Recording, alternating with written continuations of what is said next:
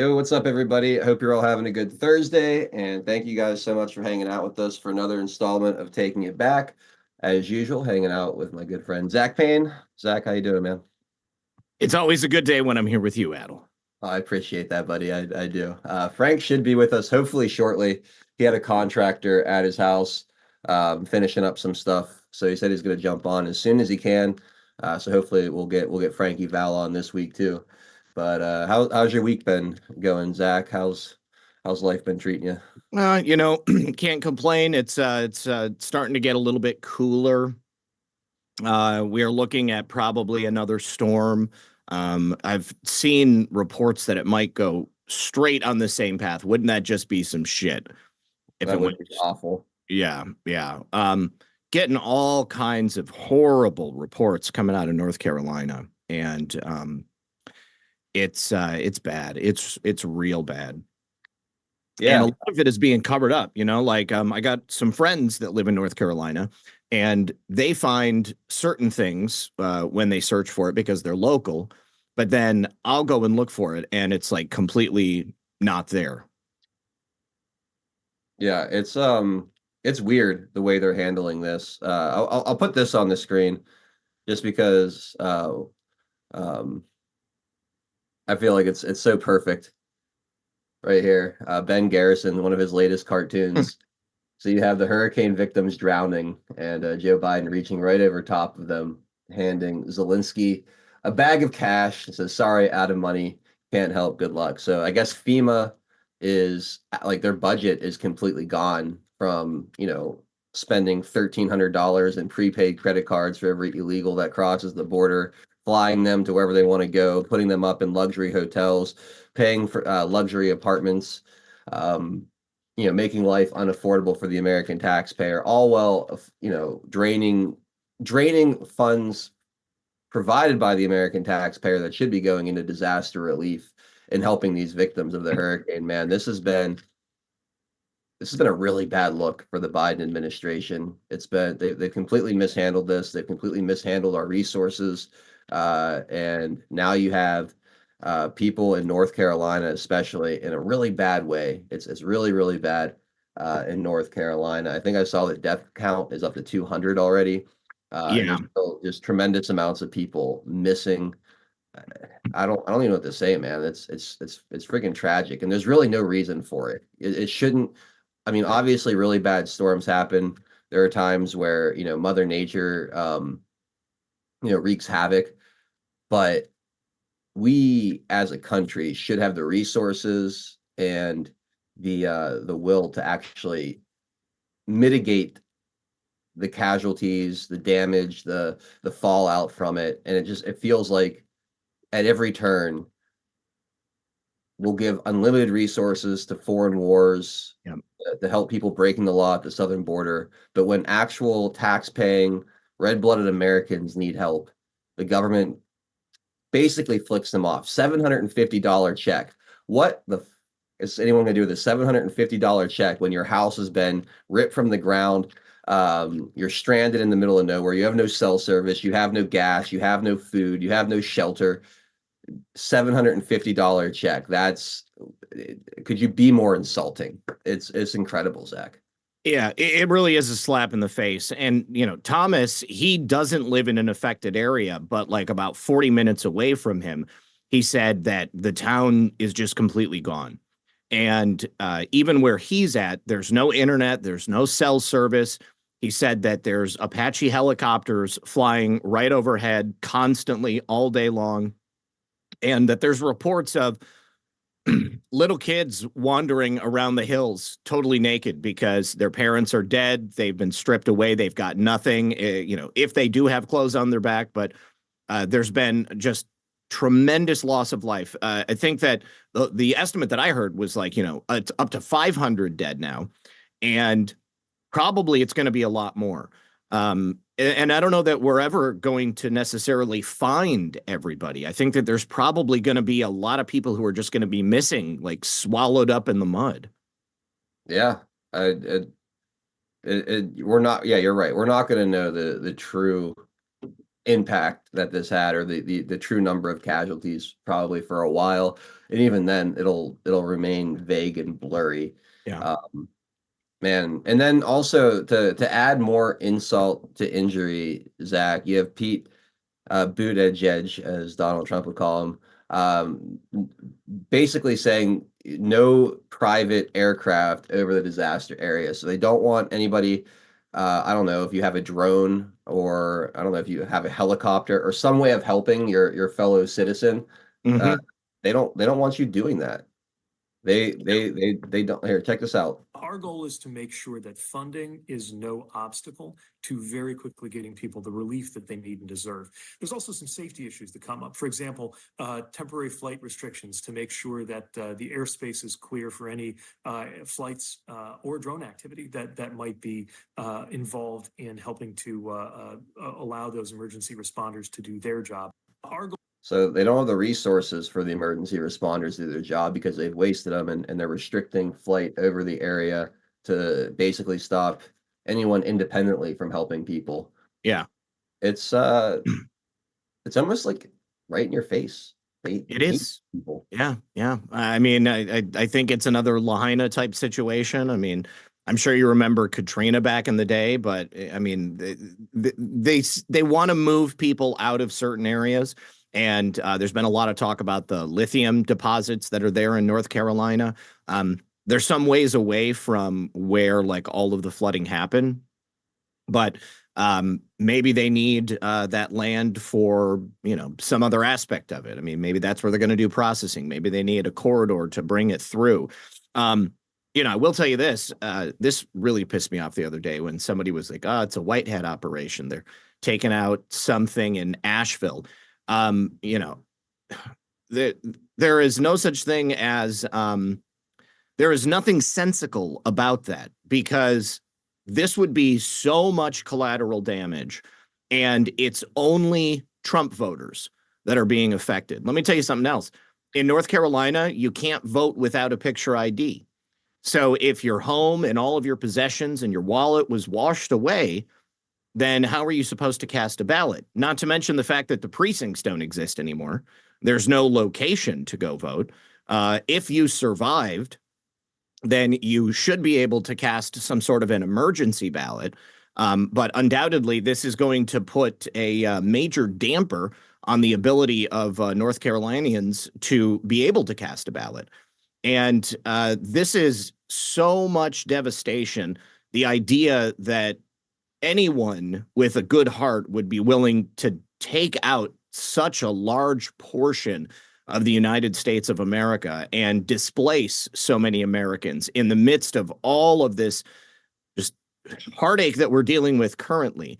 It makes no sense to me. And I don't understand how anybody could try to justify it like that.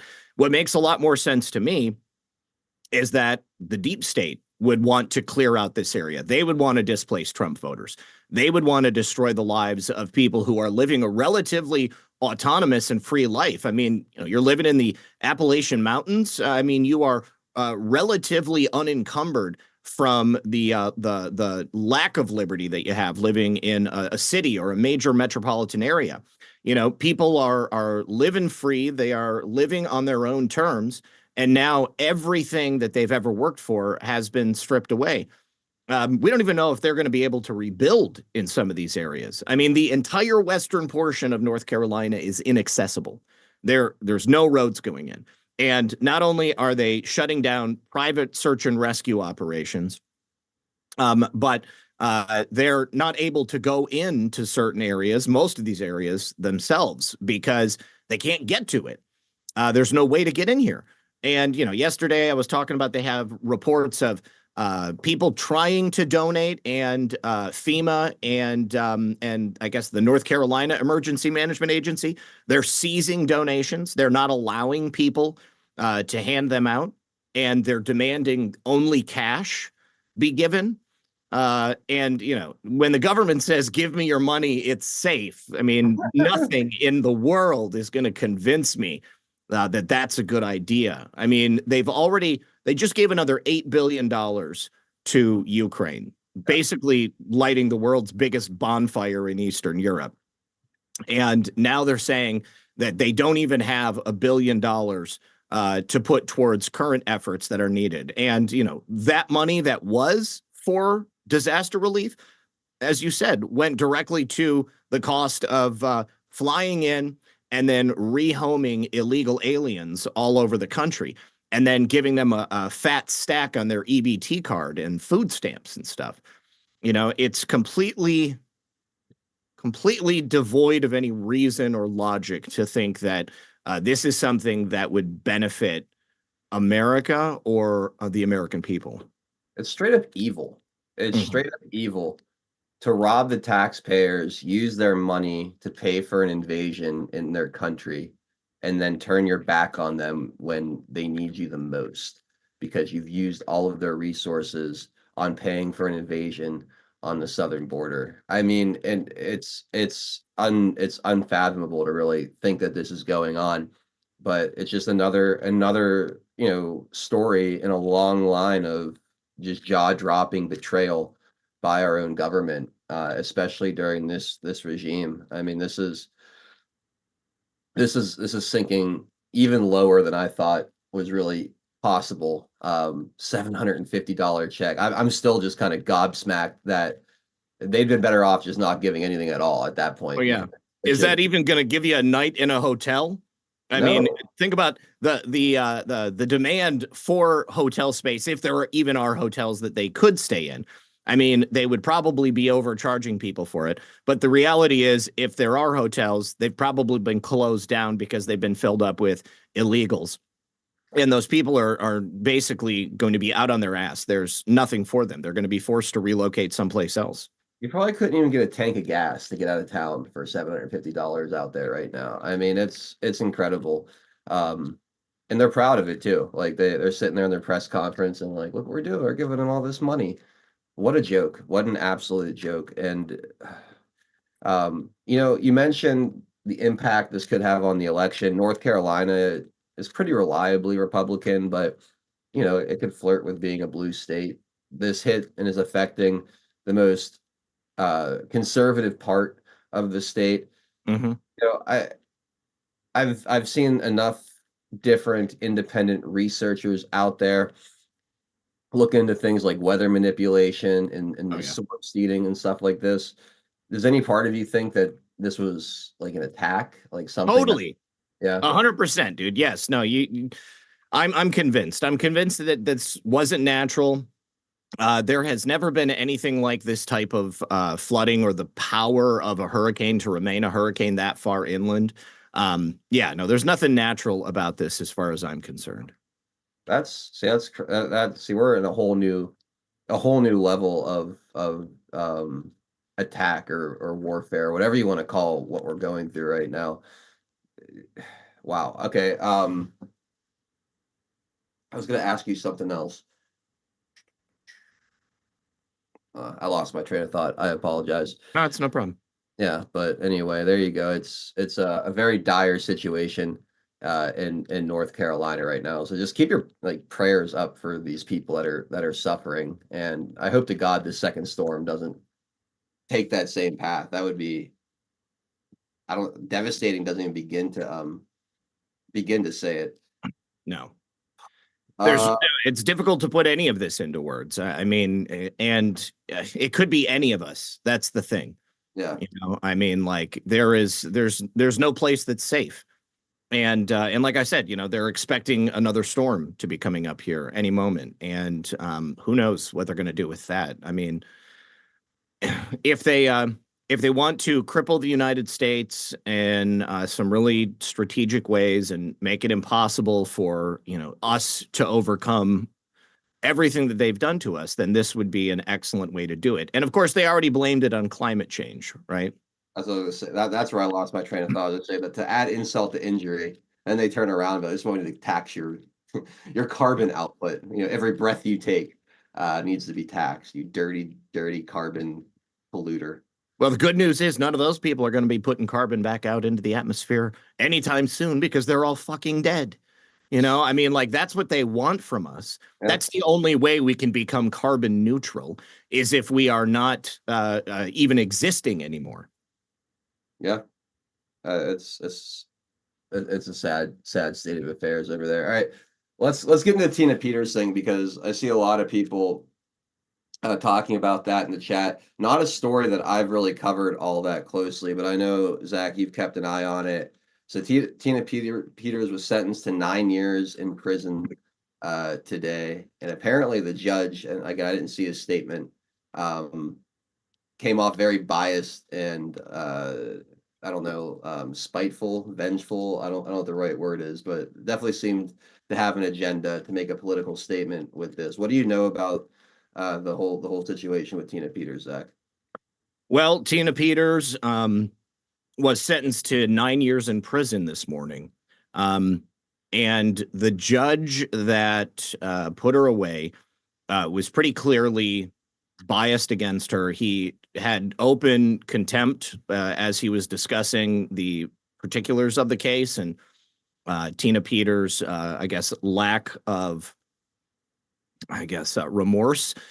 His contention was that Tina Peters has done immeasurable damage to the United States of America and that she essentially has destroyed the community and that real life violence happens every single day as a result of what Tina Peters did and the lack of trust that we now have in our system and our election process. And that the only way that Tina Peters is going to get that is if she spends the next 9 years in prison and then she's got 3 years of parole thereafter.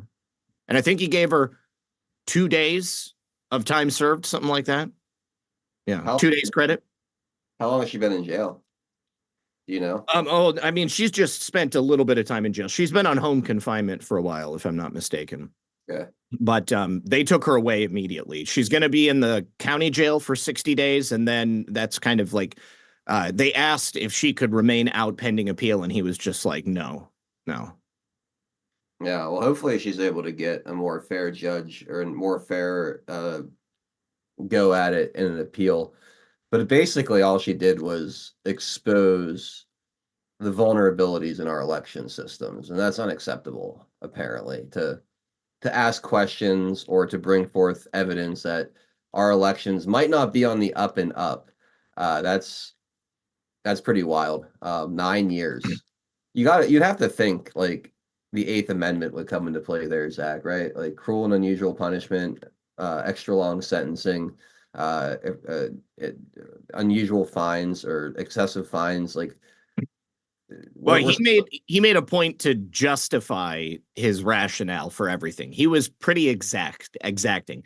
It was about a half-hour diatribe of him explaining his rationale and exactly why he gave her the punishment that he did.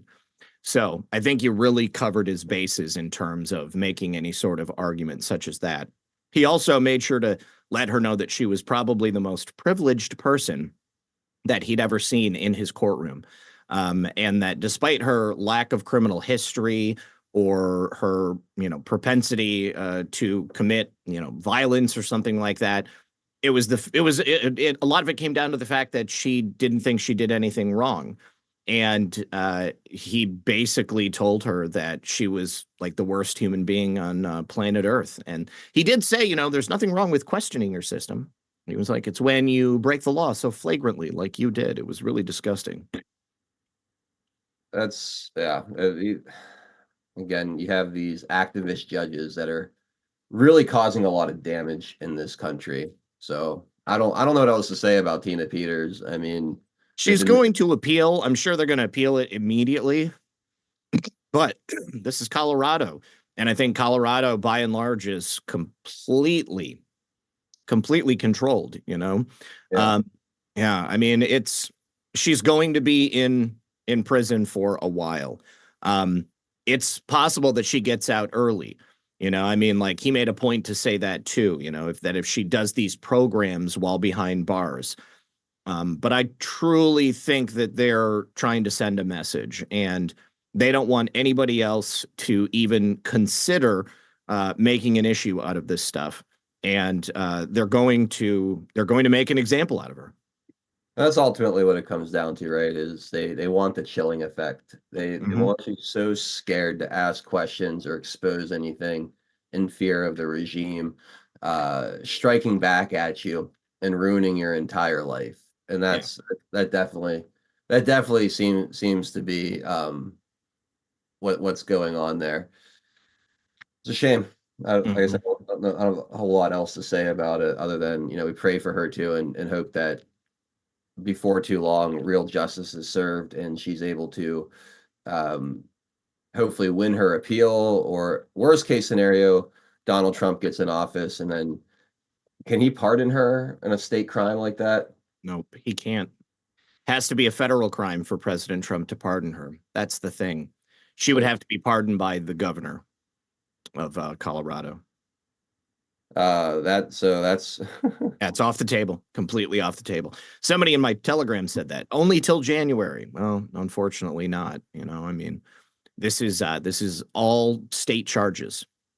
He gave her jail time and prison time both, and then stacked it all up on top of each other. So she'll just be in straight prison for the next 9 years if she doesn't win her appeal. that's terrifying. That's Yeah. absolutely terrifying what these judges can do. Hmm. Wild. All right. I'm gonna take care of our sponsor, and then when we come back, I want to get into the debate because the vice president debate was pretty interesting, and Spicy. yeah, I thought it went pretty well for our boy JD Vance. So first, Yeah. uh, let's take care of Goldco. The 2024 election is right around the corner, bringing the potential impact on our finances with $6 trillion dollars in taxes in play. It's a great time to consider buying gold. Gold prices have been soaring lately as more people turn to gold to safeguard their assets against the looming threat of a recession or a debt-induced currency crisis. Join the thousands of hardworking Americans who are taking proactive steps to safeguard their savings with Goldco. With over 10 years of experience, our partners at Goldco have established themselves as a top player in the gold industry. Their buyback guarantee assures you that if your situation changes, they will repurchase your metals at the best price, providing you with peace of mind. Head over to Goldco Partners at badlandsgold.com today to claim your free gold and silver kit. You may even qualify for up to 10% back in bonus silver. Again, that's badlandsgold.com to take control of your financial destiny. And then we've got one more here from our friend Mike Lindell at My Pillow. A large retail store just canceled a huge order, leaving us with a ton of extra My Pillows. But you know what? That's their loss. I'm going to make it your gain. For the first time ever, you get standard classic My Pillows for wholesale prices, only $14.88. I can't believe I'm even saying that. Only $14.88. But it gets even better. For a limited time, I'm going to offer my entire classic collection at wholesale prices.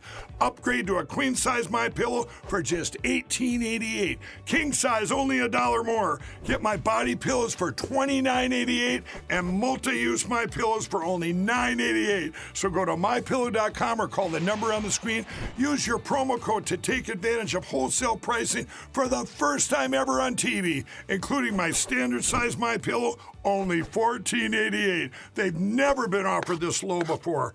We have limited quantities at this price, so limit's going to be 10, and once they're gone, they're gone.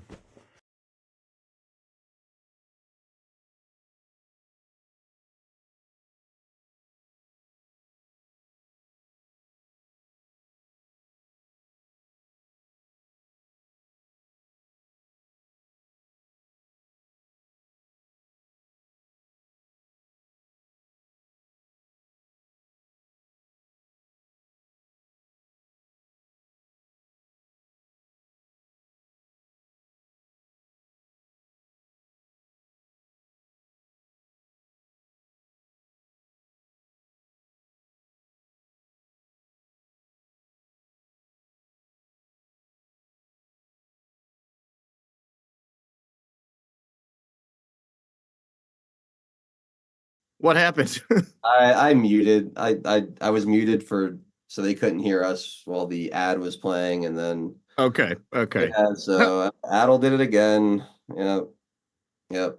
Anyway, I was saying we had the vice president debate, and it really showed any of the doubters out there exactly why Donald Trump picked JD Vance to be his running mate. He's young, energetic, articulate. very talented guy.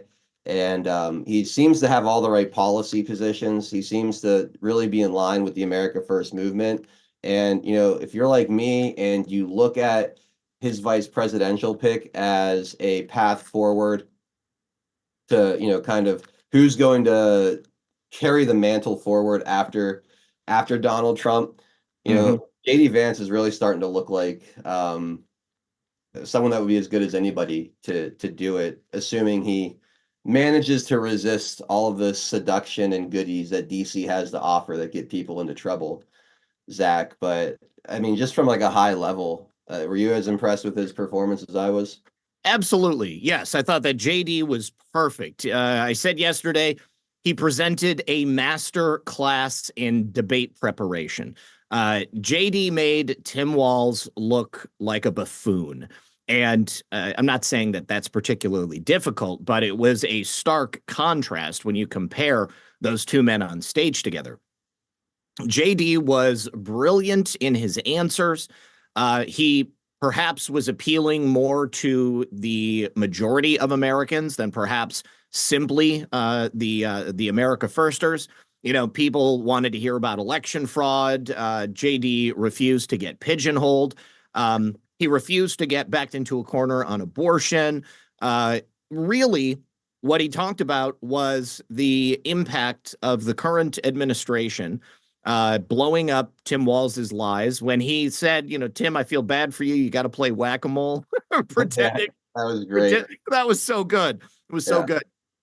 But I got to say, I believe truly that JD has shown himself to be the heir apparent to MAGA. Okay. He's going to be the guy running in 2028.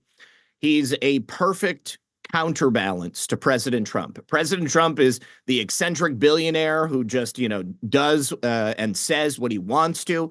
He's honest. He's open. There's no filter. JD is just as honest, and I think that he's just as principled. But he has this sort of like measured nature to him. And that was particularly refreshing to see him and Tim Walz standing next to each other.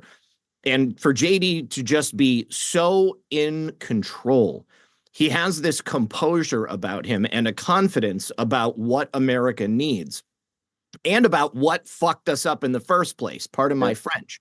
Okay. But he had to show the American people exactly, why we are where we are, how we move out of it. And he compared and contrasted Donald Trump's first 4 years in office to the last 3.5 that we've had under the Harris-Biden regime.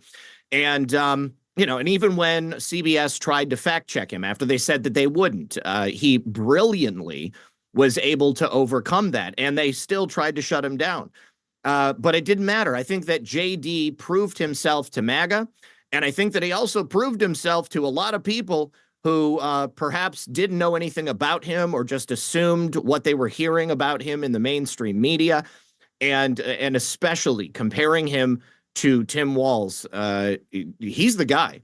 Okay. He was calm. He was cool. He was collected. He's got a beard. He's got those beautiful baby blue eyes. Think about, I actually saw a tweet from Kennedy's team. They had sent to like President Trump or something like that about how so many liberals were calling them and saying like, JD's actually brilliant. This guy is not what they've been telling us. And so, it's just another example of how the mainstream lies. When it comes down to it, it's all about holding on to power. But President Trump and JD Vance, they're about returning that power to the people, truly making America great again. And if we're going to do that, then it's going to take more than the next 4 years. Donald Trump is that spark, but we've got to set up the next generation. Now, I sincerely hope as well that JD is not drawn like a moth to the flame to the den of iniquity that is Washington, D.C. for all the wrong reasons. I get the feeling that he is that he's there for the same reason that President Trump is. And I think that is going to be excellent for us as a nation. And it's going to be bad for the deep state. You know what? I don't think it's talked about enough, Zach, is he's a political outsider too. But I mean, like Donald Trump came in as an outsider. Yep. A lot of people call him a class traitor because he's kind of like an elite that hates elites, in a way. But JD Vance, I mean, he came from like nothing, right? It's He not like did. yeah, he didn't come from like a super rich family or a connected family. The guy is grassroots. And just because you're grassroots doesn't mean you can't turn into a douchebag. I'm sure there's a lot of examples out there of people who have similar backgrounds that, were seduced by all the goodies that, and whatnot in Washington, D.C. But the fact that JD Vance wasn't kind of born into this position, didn't grow up around large amounts of money, doesn't seem to have any kind of sense of entitlement. No, I he's feel, humble. yeah, he seems to have the right mindset, I guess, the right personality to resist those things and stick to like his true moral compass in a position of power as best as you can. So, it's always trust but verify with any politician, and Yep. that's Donald Trump included in my eyes.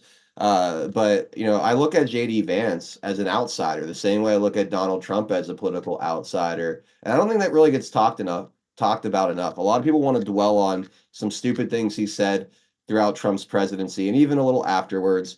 Um, but I think that his background is really important and understated in how we perceive what he's doing and why he's there.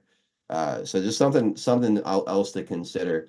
And honestly, I mean, that wouldn't have much of an effect now because I don't think there's gonna be any more debates. But No, JD Vance should coach Donald Trump on debates. I'm telling you, he was so masterful in that performance. What really impressed me about him was his ability. They would ask him a question that was so loaded to make him look bad, and he did such a good job of using the 2 minutes efficiently to where he would use the first half of it to like lay out whatever issues he thought were important, but then did a great job like continuing the train of thought and tying it into the yes, question that was being asked in a way that I think Donald Trump tried to with Kamala Harris. But the way Donald Trump, like his cadence and the way he kind of talks, it just comes off as more scattered and incoherent. It kind of seems like he's all over the place. I think it was a similar strategy for both. But JD Vance, like with the way he articulates his thoughts, he did such a brilliant job of like, well, here's the real issue, here's how it relates to the question, and here's how we would, do something about it. And he just did that all night long, where he was able to like point to the shortcomings of Kamala Harris and Joe Biden without making it seem like he was deflecting on the question to attack them. It was, exactly. Yes, it was just facts. That's all that it was, yeah, and that was great. I mean, I loved seeing that. But I understand what you're saying, but I think that one of the charms for the majority of people with Donald Trump is that, he is who he is, right? I mean, like, I love Donald Trump because he's not a politician. All right. Like, the debate ultimately at the end of the day, it's it I think that it's less important than the policy. And with Donald Trump, we have 4 years of policy background and real life implications that we can call back to. Now, Donald Trump and JD Vance, they're not the same person. And so they have two distinct personalities. And I think that they balance each other really well. So whereas, Donald Trump, is the kind of wild and crazy guy, and then JD Vance is the straight man. I think that goes perfectly together. But, there won't be any more debates. But when it comes to making decisions that will affect America, I think that, them together they'll be a powerhouse. And I think that it's like Donald Trump shared a meme, and it was Obama sitting there, and he's like, "I need a VP pick dumber than me." And then it goes to Joe Biden, "I need a VP pick dumber than me." And then it goes to Kamala Harris, "I need a VP pick dumber than me." And then it's Tim Walz. yeah, that was great. I saw that. That was fantastic. Oh, that was savage. That was savage. But yeah, I mean, you need to know who those people are. And I think that we have an understanding of who Kamala Harris is. And we have now an understanding of who Tim Walz is. And just to be able to compare and contrast in that moment. You know, I mean, I think that's what it's all about is comparing the facts. Donald Trump had 4 years. He did a great job, despite all of the efforts to destroy him and his legacy. He's had the last 3.5 years continuing to fight. That's the most important thing about Trump, is that he's a bulldog. Okay, he's not going to stop. And we know what his ultimate goal is. All right. And then he also has to choose someone who he's going to benight, okay, to carry that torch and to continue on after he's gone. And JD Vance has shown that he's the guy to do that because he knows what's affecting average Americans. You know, the fact that when he first popped up and everybody was like, oh, but he went to Yale. He got a full ride to Yale. Okay. You know, I mean, like, he got out of school and out of high school, and he joined the military, and then he used the GI Bill to go to Yale. I mean, like, that's pretty uncommon, right? You know, I mean, like, they do hand out scholarships, but they're not always based on merit. And you know, people will get their schooling paid for. But you know, for that to be a white lower class kid from Appalachia whose mom was a drug addict and his grandmother was a filthy mouthed fan of Terminator 2. Yeah. It's unusual. And I think that in the same way, Donald Trump came from money, but he still had to make himself. He still had to make his way in the world. And he had to operate in the midst of all of this darkness, okay, without succumbing to it. And I think that JD has had a similar pathway, except that he came from nothing. He built himself up. He served his country. He put himself through school with the GI Bill, and then got the rest of it paid for by Yale. And then he went on to do incredible things because he's brilliant. And I mean, think about what, you know, besides Donald Trump, when was the last time we had somebody in the White House that you thought was brilliant? Not since I've been alive. No. I was know? born in 1987. So I don't know if I don't think I've seen a brilliant president, you know, like, obviously I was too young for the last year or so of Reagan. And really to really understand anything that Clinton was doing. You know, it was really George W. Bush was really my first president that I really had any cognitive exposure to, if that's the right way of saying it. So it was Bush and then Obama, essentially, for me, which both of them were not great, obviously. Yes. Wolf Barney says Nixon was brilliant. Nixon was brilliant. Okay. I mean, he was incredibly intelligent. He was strategic. And the only thing is that he had, you know, some bad players around him. But certainly in my lifetime, you know, I think that Ronald Reagan was a great president. But I mean, he was more like, I don't know that I would call him brilliant. I mean, I would call him, you know, pragmatic and also logical in the decisions that he made. I mean, you know, he did uplift Americans, but I wasn't alive when Nixon was in office. I wouldn't say Jimmy Carter, okay? I wouldn't say Bill Clinton. I wouldn't say, well, George H.W. Bush might have been diabolical. Yeah. Because he was CIA. But yeah. Brilliant and have your good intentions for the American people also simultaneously. That just doesn't happen. Zach, I'll give you a chance because there are some people in my 412 chat that they're accusing you of things, and I'm almost positive it's just because you don't see what they're saying. What's going on? So they want to know. I guess I have no background on this, and I don't know if you know anything about it, but they're saying that Tina Peters was kicked off of Badlands Media, and they wanted information as to why. And I don't know anything about it, but people are getting a little snippy in my pilled chat, and I know you're not just avoiding it, so I wanted to. No, I didn't see it. Yeah, Tina Peters left Badlands Media, and that was not something that I did. It was an administrative decision based upon a number of factors, but as far as I knew, it was amicable. Tina has remained a friend of mine. She's been on my show a number of times, and That's really all I got to say about it. I mean, like, sorry if you guys think I'm avoiding it, but like, I'm not a decision maker, so I don't know what else to tell you. Yeah, I just thought it was kind of unfair, just seeing some of that stuff. So I didn't want that just to sit without giving you a chance to say something because I Well, didn't. thank you. Yeah, no, I of mean, course. Tina and I texted last night, so I don't know. There's no love lost between Tina and I. Yeah, yeah, and that's okay. Yeah, I just again, I didn't think there was anything crazy going on there. I had no idea she was even on Badlands Media to begin with, so I have just no background on it. But I saw some feathers getting ruffled in the chat, and just didn't want to get into like this runaway situation. Okay. This is not a time for stupid drama like that, to be completely honest. There's so much shit going on right now to focus on. Um, the infighting right now is a total waste of time, energy, and just yeah, I don't know. And Anyway, and I guess let me also be clear. Um, I'm sure that Tina won't be the last host to leave Badlands at some point. I mean, like, I might leave Badlands at some point. I mean, you never know. I mean, things happen in people's lives, and professional relationships don't always last forever. So, I mean, I don't understand why people can't be adults.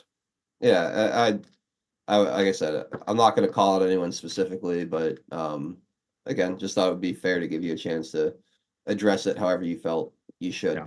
All right, so I want to play a moment because the moderation on this debate I think was even worse than the Trump Kamala debate. How I so? What's that? How so? How so? How so? Yeah. I mean, obviously they were fact checking when they said they weren't going to. They were only fact checking one side. Every question that JD Vance was asked was in an accusatory tone. Every question, then anytime that he would make so Waltz would lie about Trump in their campaign.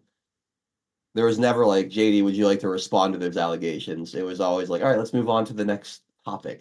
They definitely did that. Yeah, they gave Waltz more opportunities to respond to what JD Vance said, in response to him. But I still think that it had no effect ultimately on the debate. Like, JD masterfully was able to bring it back around and give the truth of the situation. And even when, go ahead. I know I couldn't agree with you more. Like, Yeah. JD Vance, I mean, he was just too much for them to handle. Like, there was no stopping him from winning that debate. Well, Waltz is and all those positions that, all those positions for the Harris team are indefensible. I mean, Tim Walz, he did sign into law a bill that allows for 9-month abortions. I mean, it's in the statute. Like, you can fact check it. And all of the things that Tim Walz were saying were just, lies and obfuscations. I mean, for me, it was par for the course because they can't tell the truth. I mean, it goes back to JD with the whack-a-mole. He can't tell the truth because the positions are indefensible, because the policy is bad, because it's destroyed America. If Kamala Harris was an agent of change, why didn't she start being an agent of change 3.5 years ago when supposedly things were so horrible? But I think that the ABC News, is that what it was? That was the last one. I felt like that one was worse. okay. But mostly because like they fact checked President Trump like 7 times, and they definitely did it this one time with JD Vance, and he wanted to correct the record, and they cut him off, but he was able to get the answer out, and so like despite the fact that the mic was off, he was still successful in getting his point across, and he was correct. But maybe it is a little bit worse because they started the debate setting the stage as if they were only there to be impartial arbiters, moderating the conversation between the candidates. And obviously that wasn't how it went. But I was, I thought I was pretty shocked when they asked Tim Walz to explain the discrepancies in his schedule related to Tiananmen Square. And when he spoke for 2 minutes straight, not saying a damn thing, and then they were like, actually, the question was, and then they forced him to address it. Yeah, no, yeah, no, that's a good point. That is a good point. Like they did actually push him there, which was Mhm. good. He called himself a knucklehead, which was kind of hilarious. Yeah. But this was the moment you're talking about, and this was maybe my favorite moment on the debate because this is where I think this is where JD Vance basically took control of the entire room, or I don't know if took control, but let it be known that he was not to be fucked with um, in this way. Let me make sure I'm sharing my sound. I am. All right. Yeah. Take a listen. Thank you, Governor. And just to clarify for our viewers, Springfield, Ohio does. So this was after he was talking about how Springfield, Ohio was being inundated with illegals.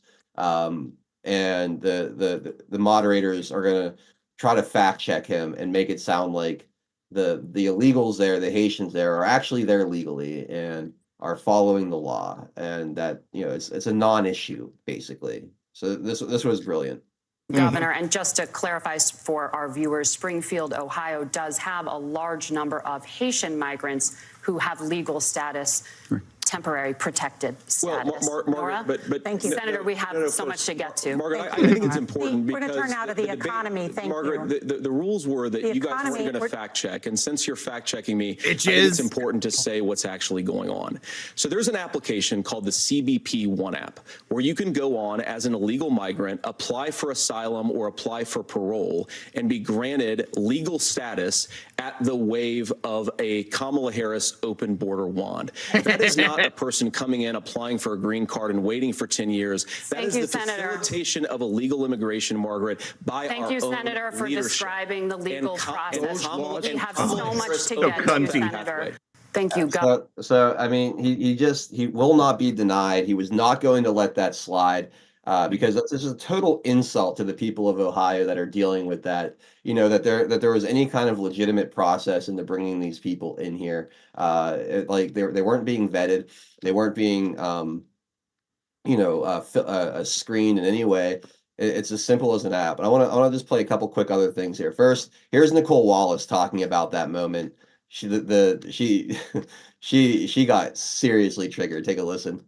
And I actually think if you're a woman, that might be the worst moment J.D. Vance had, because he was going to mansplain right over that mute button. He was, and again, I don't pretend to know how everyone will react to this. I think that a lot of women in positions of authority that should command respect just by virtue of that dynamic will see themselves in some dude that disrespected them and talked over. I mean, there was a moment like that with then vice presidential.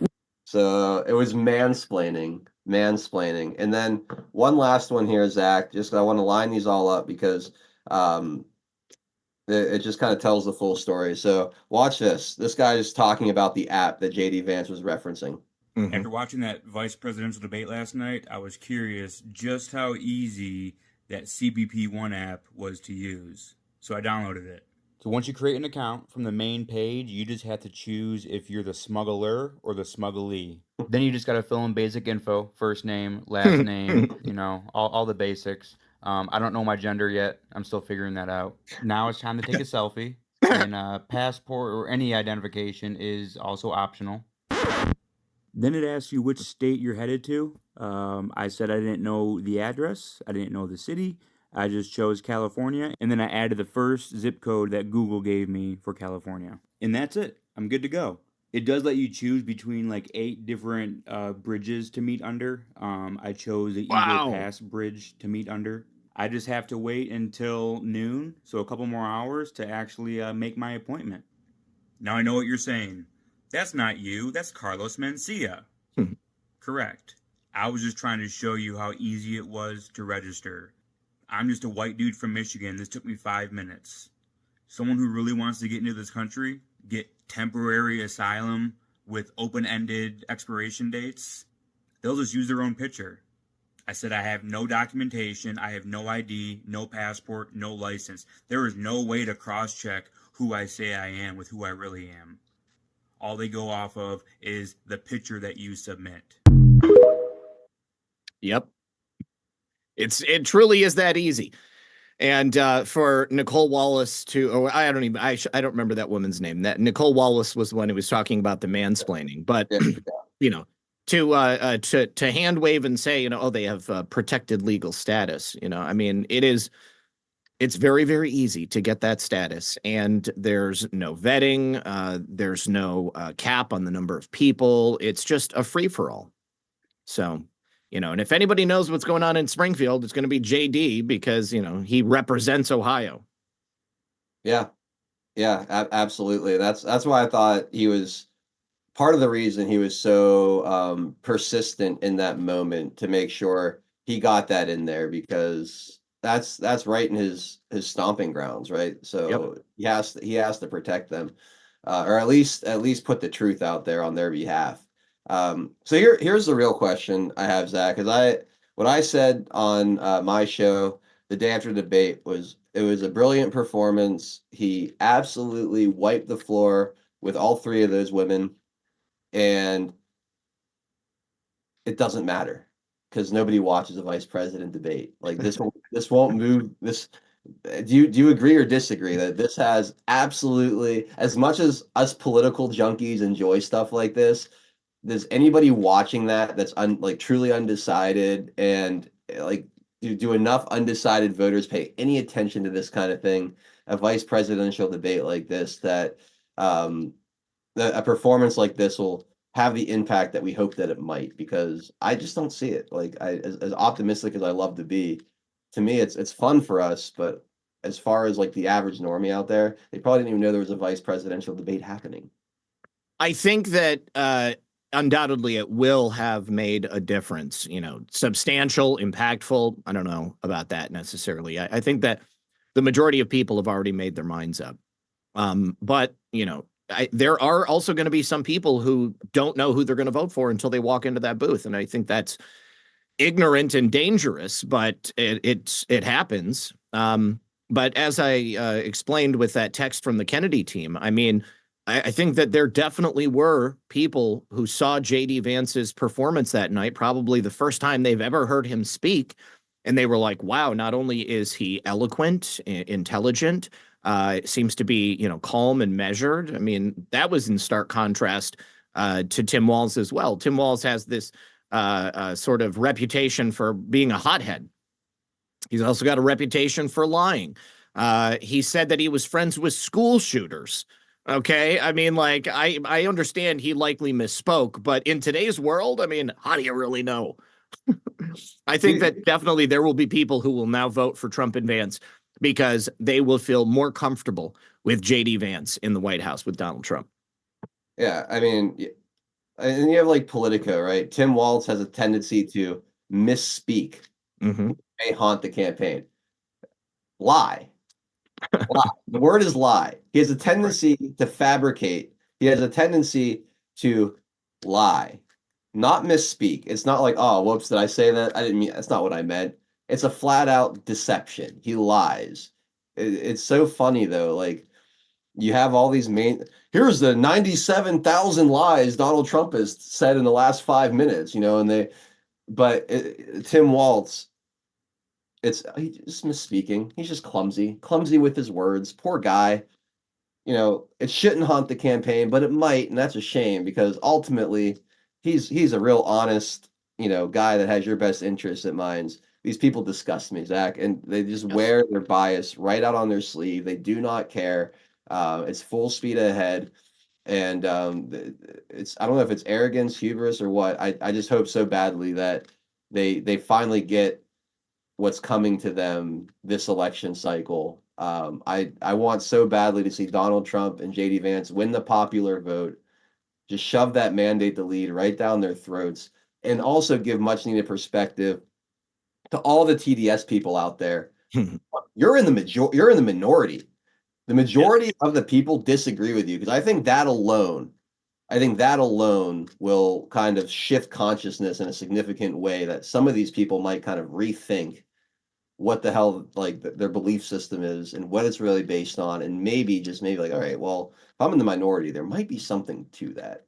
Anyway, Zach, there might be some people, but then I think we'll also probably have another 4 years of Hillary Clinton bitching about the election being stolen, which would be just, kind of eloquent and sweet given what we've gone through for the last 4 years. I mean, we'll be able to call her an election denier because she is. She denied it in 2016.